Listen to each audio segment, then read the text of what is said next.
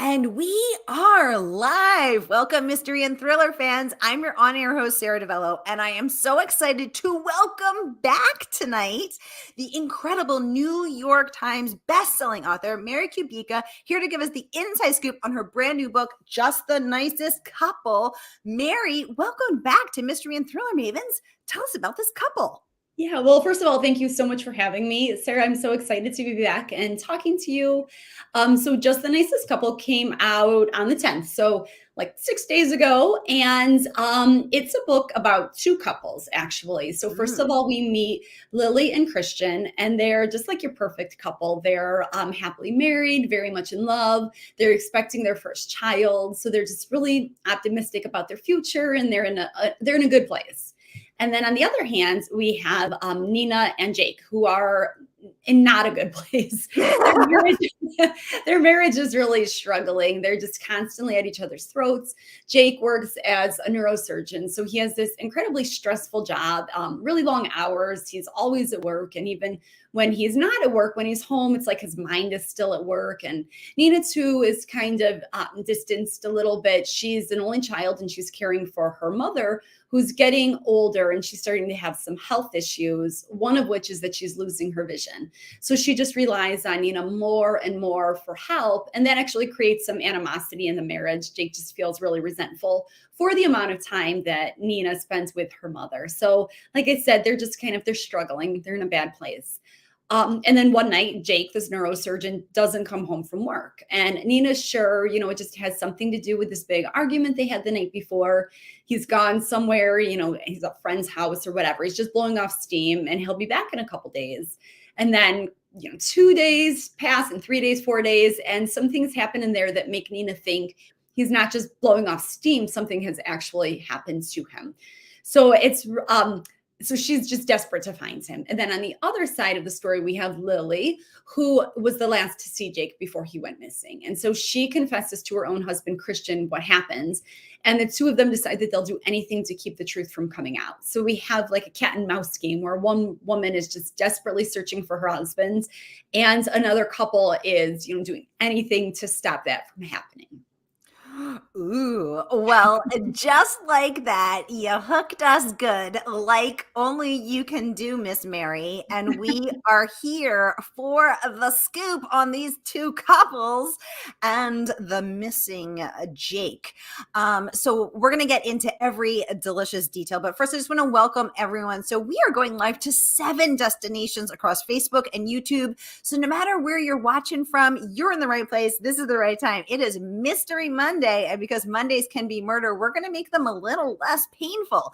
If you've been in here before, you know the drill. And if you're new, welcome, friends. We're so happy to have you. Here's the drill. Every Monday, I give you my handpicked featured authors, and you get to ask them anything. So ask this incredible New York Times bestselling author about her writing, about her characters, about these couples, about any murderous thoughts she may have. We got a lot to get into, so just get them going in the comments. We'll get them right in. Wendy, welcome to the show. Great to see you pop up. She says, hi, Sara and Mary. Great to see you, Wendy. Anissa Joy says, hello, Sara and Mary. And Anissa, great to see you. Lynn's joining us live from Philadelphia. Hey, Lynn, welcome. Great to have you. Diane's joining us from YouTube. She says, good evening, Sara. Good evening, Mary. Hi, Diane. Great to see your name pop up. Thanks for joining us. Oh, my goodness. We have Renee saying hello from Southeast Florida. Renee, welcome. Great to have you. We have one of our favorite reviewers in the audience, Ms. Aline Cogdell, joining us from the Sun Sentinel Publishers Weekly, Shelf Awareness, and so many other places she reviews for. Aline, welcome. Renee's saying hi. John saying greetings from Northeast Ohio. We've got everybody watching. Welcome, friends. Okay, Diane has some questions. Let's get into it. Mary, do you have any writing rituals? If so, what are they?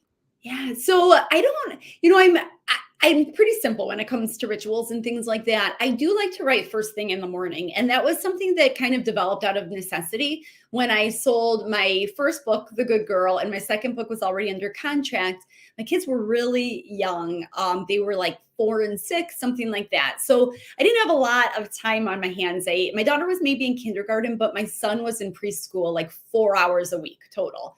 So I didn't have any me time. And so I got in the habit of waking up at 5 every single day and writing from 5 to 7 usually, which was about the time that they would start to wake up in the morning. And so for the longest time, that was the only writing that I had, the only writing time. So now they're 15 and 17, which is beyond me how that's possible. And so they're at school most of the day, and I do have a big chunk of time, but I still love those early morning hours. So I'm up every single day, still at 5 o'clock writing. There's just something about that time. The house is still quiet. There aren't the distractions. I think my mind is still a little sleepy. So I think that there's something about, that like subconscious at work that really I love to write like that. So that's kind of my one big ritual. Other than that, I like things quiet. So I almost always write from home. I can, and I have written in coffee shops and things like that before, but my preference is really just to be at home, no music, no TV, no background noise, just where it's really quiet and I can focus on my characters. I love that, Mary. Diane, thanks for the great question. Mary, thanks for a sneak peek into your day writing there. I'm intrigued that you said the quiet, and also that your brain's not quite awake. I'm wondering if when you're in that state of not quite awake, anything that flows through you ever surprises you? I'm like, ooh, where'd that come from? Yeah, I mean, it always surprises me, I have to say, because I'm not a plotter. I just really, when I get up in the morning and I start writing, I really don't know what is going to transpire. I don't know, what my characters are going to do or say. And so I'm always surprised, and of course, what I write at 5 a.m. is never perfect. It needs a lot of revision. I have to come back to it, and revise and layer and things like that. But I just love kind of like the spontaneity of not knowing what is going to happen. And I love so much what I do. So it's really a treat to think at night when I go to bed, that I get to wake up in the morning and get back to my story and my characters. Oh, I love that you look forward to seeing Yeah. them. You miss them. Yeah. And you look forward to seeing them. I absolutely love that. Thank you for sharing it. Wendy saying 5 a.m. is the best. It's her favorite time as well. Diane saying thank you for answering her question. Diane, thanks for the great question. Oh my goodness, we have so many great questions coming in, and we're going to get to every single one of them. We have a mystery user from Franklin, Tennessee joining us. Hi, friend. Thanks for tuning in. Anissa would like to know, Mary, do you start with your characters, your setting, or your plot? Has this been the same for all of your books? And she loved meeting you in person last week. Yay. Oh, I loved meeting you in person too. We met at Nicest Booksellers in Greenville, South Carolina, which was so awesome. And it's so fun, like I love social media for this reason, because Anissa and I have connected many times on social media, but it was the first time actually meeting in person. So that was totally a treat. So I start with, I guess I would say plot. But it's not developed. It's more just, that tiny seed of an idea. I usually think of it as like a problem that needs to be solved. And that's usually all that I have when I start my book. So in the case of just The Nicest Couple, it was this missing man. That was all I knew. And I knew that I wanted to explore a missing man, just because I feel like there are so many books, my own included, about missing women and, missing wives. And I thought, what if we kind of flip that script a little bit and explore what happens if a man goes missing? So that was where I started. And like I said, I didn't have any of it really figured out. I had no idea what my twist was going to be. And then I go to character next, because all of my books are told from multiple points of view. I love writing like that. I love that the reader gets kind of this comprehensive view of the story from different people's perspectives, and not everybody's telling the same story. So I think it's up to you as a reader to figure out who is telling the truth, who can I trust here. So the second thing that I go to after I kind of figure out that problem that needs to be solved is, who is going to tell this story? That's the next thing I always ask myself. So then, with this one, I thought, I knew that I was going to have these two couples. And so I decided, which ones were going to be in the best position to tell the story. So we hear from Christian, who is the husband who is not missing, and then Nina, who is the wife of the missing husband. So we hear from the two of them in alternating chapters.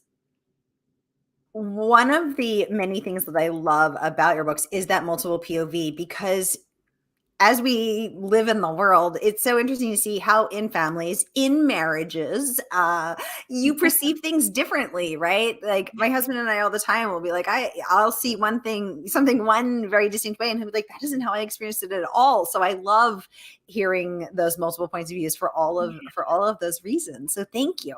Yeah. Carolina, welcome to the conversation. She said, yay, Mary is my favorite author. I have 3 books so far and I love it. Yay. Thanks so much for joining us, Carolina. Let us know if you have any questions for your favorite author. We have a mystery user joining us from New Jersey saying hello. Hi, friend. Welcome. Chris is joining us from Cincinnati. Hi, Chris. Welcome to the conversation. Great to have you with us tonight. Welcome here. Oh, great. Carolina saying she loves all 3. She's read and loves all 3 of your books. She'd like to know, Chris would like to know, how do you still your mind and write a scene when your mind starts taking that scene in 5 different directions at the same time? Yeah. So if you're not plotting, are you ever like, I can't keep up? Yeah. And I have to say, there are times that, I'll write like a chapter or more and then decide it's all wrong, that and then I have to delete and go back. And it's messy sometimes, it's a messy process, but it works. And every time that I think, if I would plot this out in advance, I would probably save myself a lot of work in the long run. I'd still decide not to plot, just because I think that there's something that I love so much about creating those characters like organically and just, getting to know them at a natural pace. And then once I get to know them and know, their backstory and kind of what brought them to this point in the book, then it's easier for me to figure out, next steps, where that plot is going to go and what the ultimate, resolution is going to be.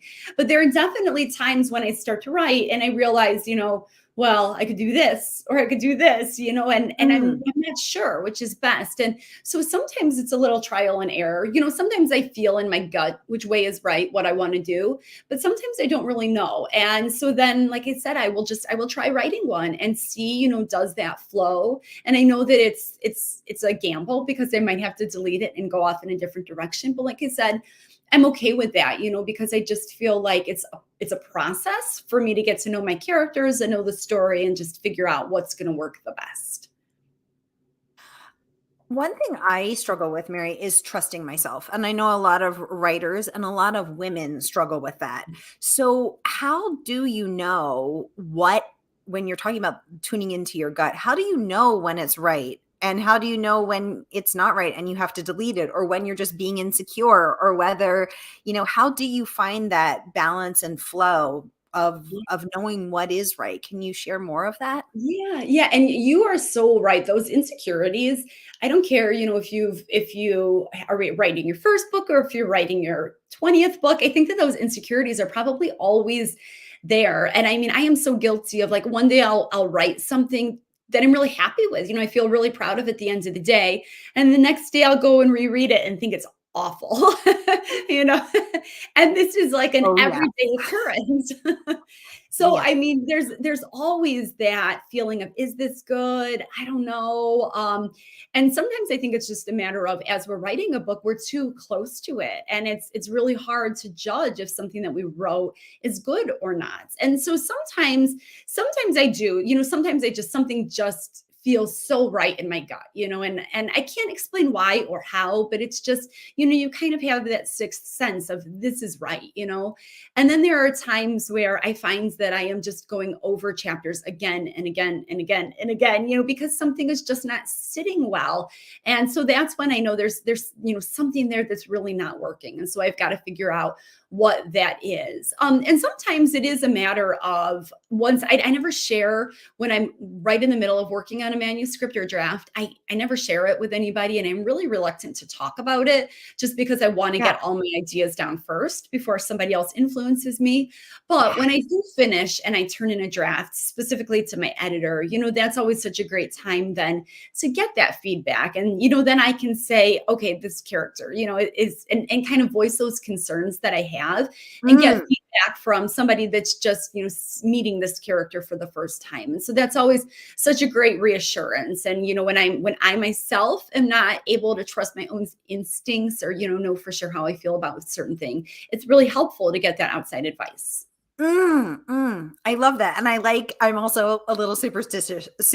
So I'm like, don't jinx it. Don't speak of it. Don't even look at it too much. It could go away. Like, don't scare the muse away. Chris is saying, I love that. Yay, Chris. Thanks for the great question. We have another mystery user saying hello. I have a feeling that's Leslie from Canada giving us her signature Canadian hello. Welcome to the conversation. Anissa saying thank you. She's at M Judson now for a Stacey Willingham event. Yay, I love Stacey Willingham. Oh, I bet that'll be amazing. Oh my gosh, we have Christina Cook in the audience, the founder of Bitchy Bookworms, the most dynamic, fabulous book group on Facebook. Welcome, Christina. She says she's so excited for this one. Susan, welcome to the conversation, saying hello from Denver, Colorado. We have a mystery user from Dallas, Fort Worth, Texas. Welcome to the conversation. So great to have you. Susan said, perfect timing. I just finished reading the audiobook last night. Yay. Let us know what you think about it, Susan. Renee says, Mary, at what age did you know you wanted to be a novelist? Yeah. So I love to write since I was young. It was just one of those things, whenever I had some free time, I would write, start writing something. I was probably like middle school-ish, I would say, when I really started writing. But at the time, it was always something that was just deeply personal. I would write for myself, and I would, just, I don't know. I think that it was kind of an outlet for me, to kind of create these like quote unquote fictional characters and live vicariously through them. And they were maybe like me, but more outgoing, more adventurous. And so I knew that I loved writing, but actually knowing that I wanted to be a novelist, that I wanted to actually put my books out there for other people to read, came much later. And I was actually a high school history teacher for a number of years. And while I was teaching, I would come home in the evening or on the weekends or summer break or whatever, I was always writing. But it wasn't until I started writing my first published, finished book, The Good Girl, that I kind of felt that sense that I wanted to try and do something with this book, see if I could get it published. But by that time I was, my daughter was just born when I started working on The Good Girl, and I was 27 when I had her. So, and it took me 5 years to write that book. So this was like, into my early 30s when I finished it. And that was, when I really felt like the book, I had enough confidence in the book that I did want to see if I could try and get it published. So 5 years from the time you're 27. Okay, on. Great. Yes. Very cool to know that lifelong love of writing finally took the plunge. Renee, thanks for the great question. Diane would like to know, do you write by hand or use Scrivener, Microsoft Word, some other software? How do you do it? So I just use Microsoft Word. I know I've never tried Scrivener. I know people love it. They swear by it, but do you? Yeah. I'm so old school, and I'm terrible with technology. So anytime that every time I get a new phone or we get a new remote control, I'm just lost. So I've never taken the plunge, but I know that people who use Scrivener absolutely love it. But no, it's just Word for me. That's very, very fair. Listen, you're a creative person. You can't be bogged down with these computer problems, right, Mary. You're a peacock. You've got to fly. Luann, welcome to the conversation. She said, I loved this book and I am recommending it to everyone at the Mattoon, Illinois Public Library. Thank you, Luann. Luann, you must be a librarian. I love librarians and libraries. Thank you so much. We have two librarians in the audience tonight. Nisa is also a librarian. We love librarians. Thank you for all you do. Miriam, welcome to the conversation. She said, I am almost finished and I am loving it. Isn't it so good and so fun and twisty? I love hearing all this. It's so fun when, the book is just like in its infancy. It's just come out. So it's the first time that I'm really getting feedback from readers, and I love it. I'm so grateful that everyone is reading it and listening to it and enjoying it. Yay. Well, we're so happy to have you here tonight and to chat with you, Mary. This is so fun. Renee is saying, Mary, thank you for answering my question. Renee, thanks for the great question. Andrea Chapman Johnson, welcome to the conversation, saying she would like to know, Mary, do you like to read thrillers, or are they a little too close to what you're writing? I do. I do like to read thrillers. In fact, I just have to show you because I Tell get us. book mail, like books that are not out yet, which Yeah. I'm sure you do too, Sarah. And these two just came in my mail today, and I'm so excited. Ooh. I can't wait to dive in. That was like Ooh. the best book mail day ever, I think. But I do. I love to read thrillers. It's definitely my favorite genre. Um, there are moments when I'm knee deep in a manuscript, though, especially if I'm having trouble with the manuscript. If it's one that is not being very cooperative, then I will kind of Ooh. stay away from the thrillers a little bit. And it's Mm. mostly because it goes back to that confidence issue. Like I'm worried that I am going to read some book that is so super fantastic with like the best plot twist ever. And then I'm going to think to myself, I can't do this. I can't write a book that good. So it'll psych me out. So my second Ooh. favorite genre, or I shouldn't say second favorite, but just the other one that I absolutely love is historical fiction. So when I need a break from the thrillers, but definitely want to keep reading, I'll go the historical fiction route. I love historical fiction too. Yay. And it's so interesting to know and so so human and relatable to know that even this, even this far in, Pretty Baby, New York Times bestseller, Local Woman Missing, you being a New York Times bestseller of multiple books, you still have that very human, very relatable thought of, can I do it again? Or, can I do what she's doing or he's doing or, the other authors are doing? So thank you for your transparency and Yeah, relatability. absolutely. Oh, Anissa has a cool question. She wants to know, Mary, have you ever uncovered something during research that was too scary to include in a book? Maybe a shopping bag full of bloody clothes, maybe a body in a trunk. What's going on over there, Mary?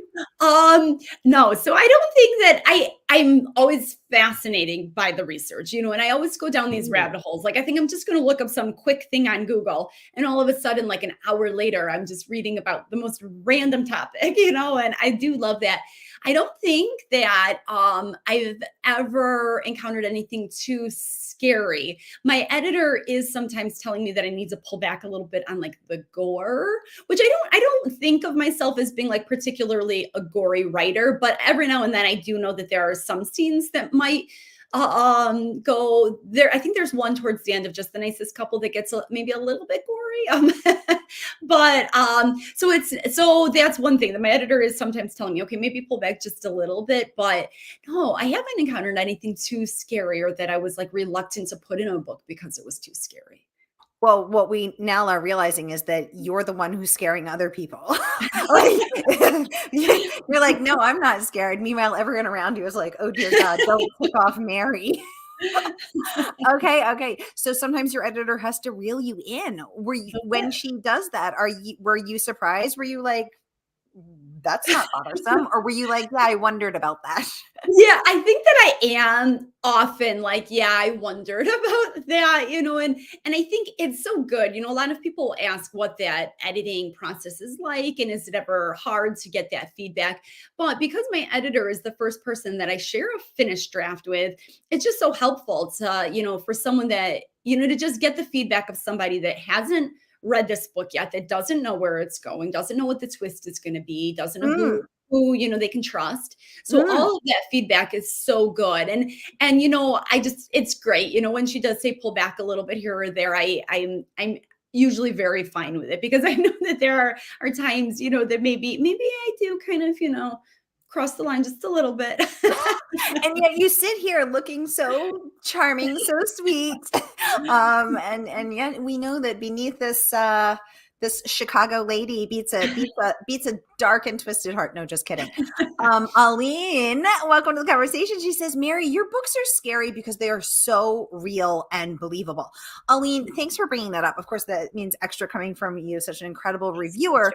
But Mary, that is something, your books are so real. Your portrayal of marriage, of the tensions that one feels with an aging or, ailing parent, with, the stress of, a couple trying to get pregnant or, dealing with miscarriage or whatever. Like there's flawed humans are so relatable. And I like how Aline is pointing out that that's what makes them scary, is that they're so real and believable. Aline, thanks for the great comment. Yeah, I really appreciate that too. And that's what characters are so important to me. And also just the story feeling very plausible. I think that sometimes in this Ooh. genre you read a book which it can be fascinating, but you don't really get the sense that that could happen, at least not to you. And that's one of Mm. the things that it's one of my goals when I'm writing is to make a book that I wouldn't want any of these things that are happening in my books to happen to any of you, but I do, No. I want it to like 6 degrees of Kevin Bacon, like you feel like it could happen to somebody like it's possible. And Oh my so God. that's one of the things that I really strive for. So I really appreciate that comment. Yes, and high praise from the incredible Aline Cogdill. Anissa saying, thanks for answering her question. And thrillers and historical fiction are two of her favorites as well. Anissa, clearly you're in the right place in the right time. So great to have you. Thank you. Diana's a great question. Diana, I'm going to get right over to that. Catherine, welcome to the conversation. She'd like to know, when you are researching and discover too much for what you're currently writing, have you ever kept it and used for books later on? Yeah, well, I save everything. Anything that I Ooh. come across, whether it's research or just some fascinating like newspaper article headline that I think, could be the inspiration for a later book, I'll just save it all. And I just save it online. I just in my email, I'll usually email to myself or bookmark it somewhere and just save it all on the computer because there's just this wealth of information out there, and I feel like you don't know what you're going to use sometimes. And the same is true for whenever, like I was talking earlier about sometimes writing a scene and then deciding it's not right and deleting it.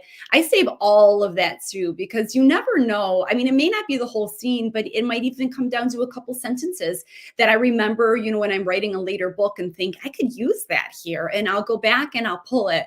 So I never, whether it's research or something that I've written, I really never get rid of anything. It's Ooh. always usable.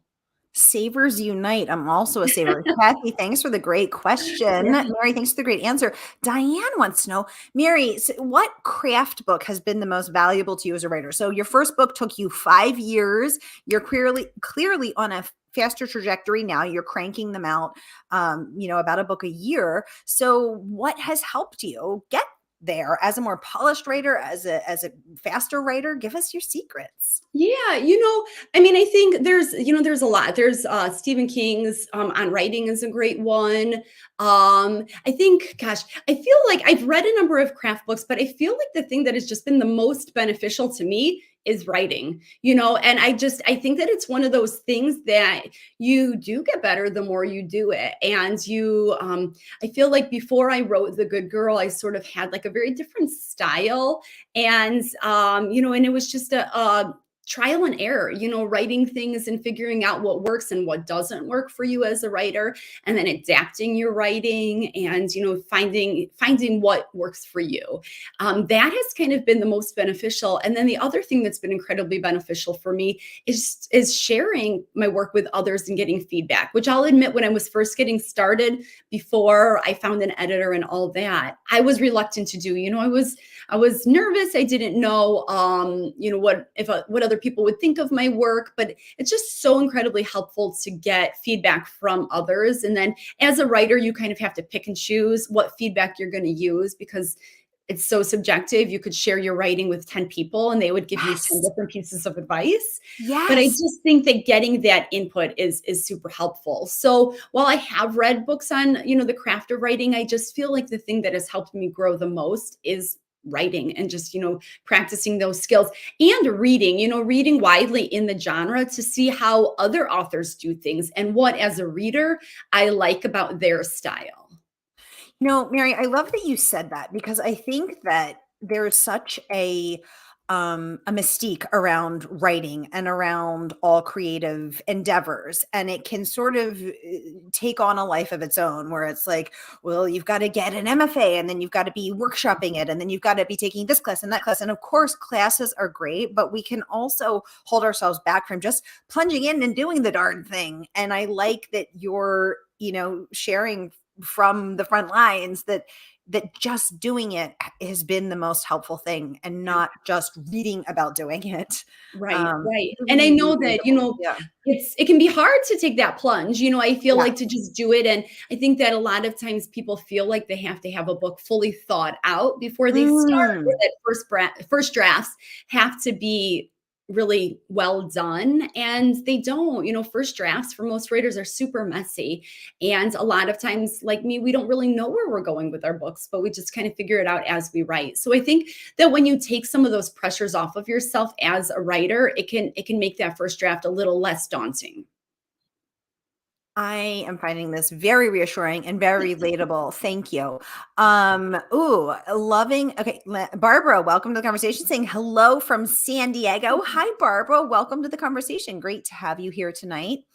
Y'all, I want to remind you, this book has been out 6 days. It has not even been out for a week, and it is already earning all of this amazing praise, which I'm going to start to share now. But I want to remind you to grab your copy tonight from our favorite woman-owned independent bookstore, Murder by the Book. So no matter where you're watching from, here is the link. Click and order, and the good folks at Murder by the Book will send you out your copy of just the nicest couple. They'll send it out tomorrow, and you too can immerse yourself in the world of these two couples, Lily and Christian, and Nina and Jake, and you can read all about how Jake goes missing and turns their worlds upside down. So here is the link. Click and order. And then, as always, all of the good tea is spilled over in the Facebook group. That's where we continue the conversation about the books that we're reading. So come on over and join the Mystery and Thriller Mavens group. It is free and open to all. So here's that link as well. Come on over and keep chatting with us. Mary, I want to thank you so much for coming on tonight and for giving us the scoop, giving us all the answers. Before we wrap up, I want to share some of the incredible praise that your book has earned. Oh, Aline is saying that Murder by the Book is absolutely the best bookstore. I totally agree, Aline. It's such a pleasure to be in collaboration with them. Our partnership is 1.5 years old, and we're coming up on our 2-year anniversary this summer. I can't wait. It's been such a pleasure to partner with them. Laura Dave, who is the New York Times bestselling, the #1 New York Times bestselling author of The Last Thing He Told Me, has some wonderful words to say. So I want to pop them up. She says it grabs you on the first page and doesn't let go until you reach the end. A riveting tale about marriage, trust, and secrets. Absolutely. Wendy is saying thank you so much for hosting, and Mary, thank you for sharing. Thanks, Wendy. So great to have you. Renee is saying thank you as well. So great to have you, Renee. And Laura Dave is not the only one. Sally Hepworth, one of my favorite people and writers, saying just the nicest couple is Mary at her twisty, mysterious best. Every character brims with secrets. Every page holds a surprise. It's entirely unputdownable, and everything a reader is looking for in their next read. Yay! I'm going to post the rest of the reviews as well. Diane saying thank you so much, Mary. Thank you, Sarah. Thank you, Diane, for joining us. Mary, thanks so much for coming back. It's been a pleasure to host you again. And I cannot wait to host you when your next book is out as well. Thanks for joining us. Well, thank you for having me. And thank you to everyone who joined us tonight, and for all the great comments and questions. Yay. All right, y'all. I'll be back at the top of the hour with Deshaun Charles Winslow here to give us the inside scoop on his book, Decent People. So grab a snack, grab a drink, and I'll see you at the top of the hour.